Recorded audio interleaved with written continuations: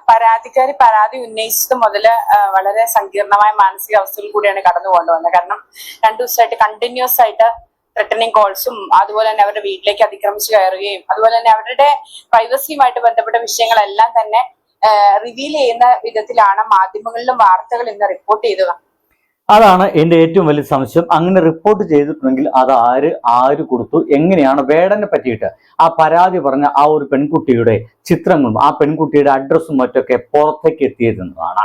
അതാണ് ഏറ്റവും വലിയ പ്രശ്നമെന്ന് ഇപ്പോൾ നമുക്ക് മനസ്സിലാക്കേണ്ടിയിരിക്കുന്നു. പരാതിക്കാരിയാണ്. തീർച്ചയായിട്ടും അങ്ങനെ ഒരു സംഗതി നടന്നിട്ടുണ്ടെങ്കിൽ, വേടന്റെ ഭാഗത്ത് നിന്ന് അങ്ങനെ ഒരു പെൺകുട്ടിയെ മാനസികവും ശാരീരികവുമായിട്ട് പീഡിപ്പിക്കുന്ന അവസ്ഥ വന്നിട്ടുണ്ടെങ്കിൽ തീർച്ചയായിട്ടും വേടൻ അത് കുറ്റക്കാരനാണെങ്കിൽ ശിക്ഷ അനുഭവിക്കേണ്ടത് തന്നെയാണ്.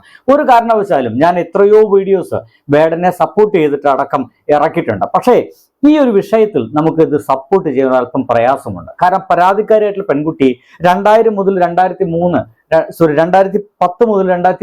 വരെയുള്ള ഒരു സംഭവമാണ്. ഈ 2013 വരെയുള്ള ഈ ഒരു കാലഘട്ടത്തിനിടയ്ക്ക് 30,000 രൂപയോളം ഒരു ആൽബം ഇറക്കാനും വേണ്ടിയിട്ട് വേടന് സഹായിച്ചിട്ടുണ്ടെന്ന് പറയുന്നുണ്ട്. ഒപ്പം തന്നെ ഒരു 8,000 ചില രൂപ വേടന്റെ യാത്രയ്ക്കായിട്ട് ഈ ഒരു പെൺകുട്ടി ചെലവഴിച്ചിട്ടുണ്ട്, ഈ ഒരു യുവ ഡോക്ടർ ചെലവഴിച്ചിട്ടുണ്ടെന്നാണ് കേൾക്കുന്നത്. ഇങ്ങനെയുള്ള ഒരു ഇൻഫർമേഷനൊക്കെ നമുക്ക് കിട്ടുന്ന ആദ്യമായിട്ട് നമ്മുടെ മലയാളി ആ ഒരു വാർത്തയിൽ നിന്നാണ്. പക്ഷേ ആദ്യം ഷാജിൻ സ്കറിയ ആയതുകൊണ്ട് സത്യം പറയുകയല്ലോ, ഞാനത് വിശ്വസിച്ചിരുന്നില്ല. അദ്ദേഹത്തിനെതിരെ ഒരു വീഡിയോ ചെയ്യേണ്ടതുണ്ടല്ലോ എന്ന തോന്നലാണ് എനിക്ക് ആദ്യം ഉണ്ടായത്. എന്തായാലും ഷാജിൻ സ്കറിയ അതിനെക്കുറിച്ച് പറഞ്ഞ കാര്യങ്ങൾ ഇങ്ങനെയാണ്. അനേകം പേർ മീറ്റു ആരോപണങ്ങൾ ഉന്നയിക്കുന്നവരൊക്കെ ഇയാളുടെ ലൈംഗിക വൈകൃതത്തെ കുറിച്ച് പരാതിപ്പെടുന്നു. അങ്ങനെ അവർ തെറ്റിയതാണ്. ഇതിനുശേഷം യുവതി കടുത്ത മാനസിക വ്യഥയിലൂടെ കടന്നുപോയി. ദീർഘകാലം അവർ ചികിത്സയിലായിരുന്നു. മാനസികാരോഗ്യം ഒക്കെ ഒരുവിധം തിരിച്ചു പിടിച്ചതിന് ശേഷമാണ് അവർ പരാതിയുമായി രംഗത്ത് വന്നത്. അപ്പോൾ നോക്കൂ, ഇവർ എന്തിനാണ് ഇപ്പോൾ പരാതിയുമായിട്ട് രംഗത്ത് വന്നത് എന്ന് പറയുന്ന കൺഫ്യൂഷൻ പല ആൾക്കാരുണ്ട്. എന്തുകൊണ്ടാണ് ഇത്ര കാലം കഴിഞ്ഞിട്ട് ഇവർ പരാതിപ്പെടാതിരുന്നത്? ഒരു പെൺകുട്ടികളാണ്, അല്ലെങ്കിൽ ഒരു സ്ത്രീയാണ്. അവർക്ക് ഇത്തരത്തിലുള്ള ഒരു മാനസിക പീഡനം, വളരെ പെട്ടെന്ന് ആ ഒരു പ്രണയം നഷ്ടപ്പെട്ടു പോകുന്നത്, പീഡിപ്പിച്ചതിന് ശേഷം തന്നെ ഏറ്റവും ഗംഭീരമായിട്ട് അയാൾ ഉപയോഗിച്ചതിന് ശേഷം ഒരു ചവറ് പോലെ തന്നെ ഇങ്ങനെ വലിച്ചെഴിഞ്ഞ് കളഞ്ഞത് ഒരു തരത്തിൽ അവൾക്ക് അംഗീകരിക്കാൻ കഴിഞ്ഞില്ല. അവളൊരു അപാരമായിട്ടുള്ള മാനസിക വ്യതയിലേക്ക് ആ പെൺകുട്ടി പോയി എന്നാണ് ഇപ്പോൾ നമുക്ക് കിട്ടുന്ന വിവരം. അങ്ങനെ പോയ ആ പെൺകുട്ടി അപ്പോൾ തന്നെ ഇൻഫർമേഷൻസ് ഒക്കെ മറ്റാരോടെങ്കിലും പറയണമെന്നില്ല.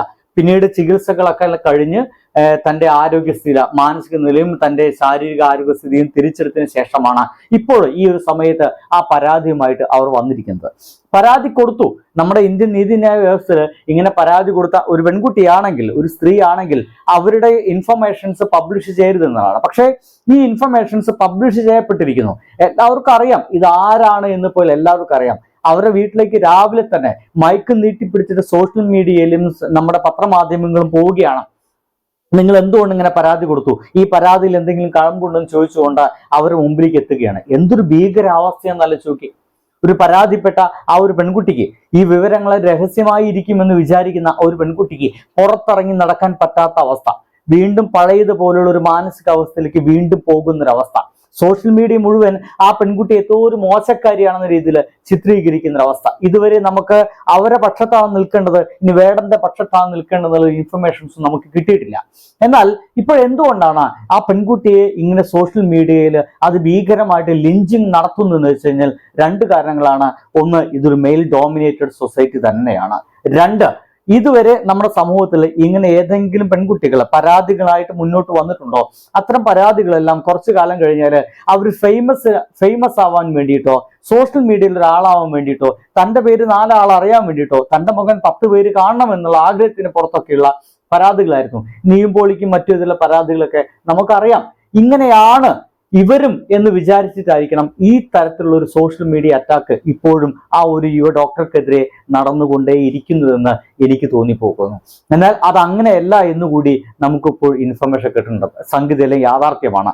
ഇവര് എന്തുകൊണ്ട് വേടനുമായിട്ട് പിന്നീട് തെറ്റിപ്പിരിഞ്ഞു എന്നുള്ളതാണ്. വേടൻ പണ്ടങ്ങാണ്ട് ആ പെൺകുട്ടിയോട് പറഞ്ഞിട്ട്, നീ മാത്രമല്ല, നീ അല്ലാതെ വേറെയും ആളുകളുമായിട്ട് എനിക്ക് ലൈംഗിക ബന്ധ ആഗ്രഹങ്ങളുണ്ടെന്നുള്ള സംഗതി പറഞ്ഞതിന്റെ ഭാഗമായിട്ടാണ് അത്ര ഈ ഒരു വേർപിരിയൽ ഉണ്ടാവുന്നത്. അപ്പോഴാണ് ആ ഒരു വേർപിരിയലാണ് ഈ പെൺകുട്ടി അതിഭീകരമായിട്ട് ബാധിച്ചത്. അങ്ങനെയാണ് അവർ മാനസികമായിട്ട് തകർന്നു പോയത്.